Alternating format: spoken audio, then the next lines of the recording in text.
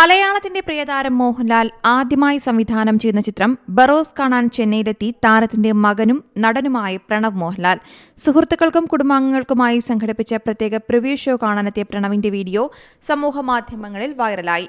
സംവിധായകൻ മണിരത്നം, തെന്നിന്ത്യൻ താരം വിജയ് സേതുപതി എന്നിവരുൾപ്പെടെ നിരവധി പേരാണ് ബറോസ് പ്രിവ്യൂ ഷോ കാണാനെത്തിയത്. മോഹൻലാലിന്റെ മക്കളായ പ്രണവും മായയും ഒരുമിച്ചാണ് സിനിമ കാണാനായി എത്തിയത്. നാളെയാണ് ലോകമെമ്പാടുമുള്ള തിയേറ്ററുകളിൽ ബറോസ് റിലീസ് ചെയ്യുന്നത്. ചിത്രത്തിന്റെ അഡ്വാൻസ് ബുക്കിംഗിന് മികച്ച പ്രതികരണമാണ് ലഭിക്കുന്നത്. 47 വർഷം തികയുന്ന തന്റെ സിനിമാ ജീവിതത്തിലെ ആദ്യ സംവിധാന സംരംഭം കുട്ടികൾക്കും കുടുംബങ്ങൾക്കും വേണ്ടിയാകണമെന്ന നിർബന്ധം തനിക്കുണ്ടായിരുന്നുവെന്നാണ് സിനിമയെക്കുറിച്ച് മോഹൻലാൽ പറഞ്ഞത്. ആശീർവാദ് സിനിമാസിന്റെ ഏറ്റവും വലിയ സിനിമകളിലൊന്നായ ബറോസ് ഇന്ത്യൻ സിനിമയ്ക്ക് തന്നെ മുതൽക്കൂട്ടാകുമെന്ന് തീർച്ചയാണ്.